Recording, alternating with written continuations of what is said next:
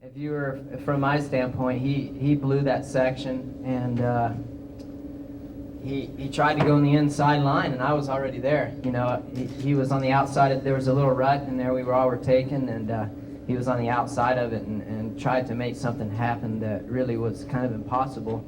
And I seen an opportunity to get ahead of him, and I took it. And you know, I didn't go in there to take him out. He just hopped back in the rut, you know, when he was on the outside of it, and I was already there, and I almost crashed as well. I mean, you know, I'm not out there to try to tag anybody or nothing, but he was riding pretty good. I wish I could have made that pass stick. I think I passed him, and he passed me back. I believe if I could have stayed, yeah, I think I got sideways. Yeah, I got sideways in the whoop. So I think if I could have made that stick, I could have got some distance in between me and David, but it didn't happen, and David rode great. You know, he was on my tail the whole night, and you know, not to make any excuses, I had a little bit of arm pump and couldn't quite take it to that edge, and tonight I needed to take it to that edge to win, and it didn't happen, but you know, it was good. I mean, David could have put me in the hay bales, and he didn't, and that's why I like racing the guy. It seemed like where he passed you, were you expecting an attempt there? Did that catch you off guard?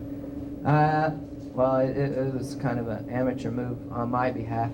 He kept putting his wheel in there and putting his wheel in there, and you know, I kind of overjumped that that finish line there, and you know, with my arm being tight, my timing wasn't good, and I went outside, and he got me. I thought I had a little bit more distance on him than I did, but you know, he put a great pass on me, and you know, I seen it coming the whole night, and I just made a stupid mistake, and he capitalized on it. He was riding good. You know, he was on my tail the whole time.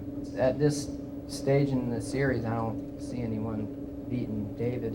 You know, he's going to be on the podium every weekend unless something bad happens. So, in order for me to get ahead, I'm gonna have to win. So, you know, everyone's stepped it up, but I still think there's only a couple guys that can win. I know I got my butt handed to me tonight, but it's okay. You know, now he's in the driver's seat. He's 1-1, so I can chase his tail next weekend. But you know, I'm glad I got a good start. That made things a lot easier.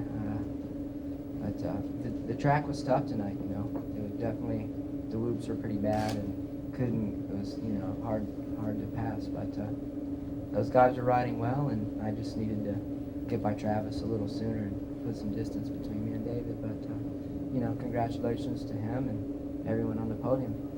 You know what I think happened is, I went to the outside there, and a couple guys snuck underneath me, and they had the good line through the whoops, and I was kind of stuck out in the rough part, and I don't know who was. I know Travis got by me, and I don't know if it was David or not, but you know, I was just trying to get to the front. But yeah, those guys snuck underneath me, and I haven't got the whole shot in a while. I've been letting off too early going in the first turn, and this time I just brought it in, and I knew I should have slowed down a little bit, because you know, I don't like going all the way out there, because exactly what happened tonight is what happens when you drive it in too deep. But you know, that's the way it goes. David, this one has to be more special than the first two. Yeah, it was a great race, and you know, it's like always, I start great, and I got passed by Travis and even by Ricky, I think, or something. And and Stefan was on my tail the first few laps. You know, I almost hit him before the starting line. So, and after that, you know, Travis crashed, kind of lose the race up a little bit, because I was with Ricky, and it seems like in the beginning everybody was very aggressive, doing like you know, inside, outside, and not running the track very smooth. And after his crash, I think you know, everybody was more relaxed, and so we could focus on the track.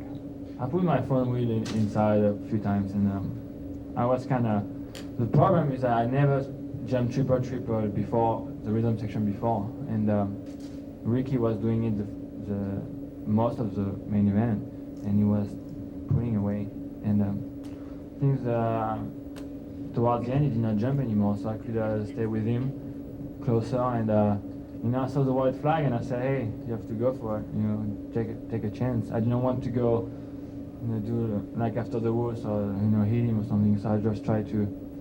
I was very close. I saw the door open. I just went for it. I've been riding kind of always nice. I don't want to do it. I think that's pretty cheap. And so I just try to. After the woods, couple of times I could go inside on Ricky, but I just stayed on the back. And even if I would finish second, I would have been happy. That's always the sixth race of the race. I don't want to. I just want to race the track and race, smooth, just nice racing. I feel better on the O2 YZs, and that's, the team is working really good. My back is the same since the first race. We haven't touched anything, and I've been training not so hard, but I've been training like normal, and try to ride smooth and try to stay away from the entries. Because if you're more prepared, you can race maybe 95% or 90%, and if you're not, you always want to give 110%. That's why you crash, and I think that's what's better this year. Last year I was giving too much and I was crashing everywhere, so that was part.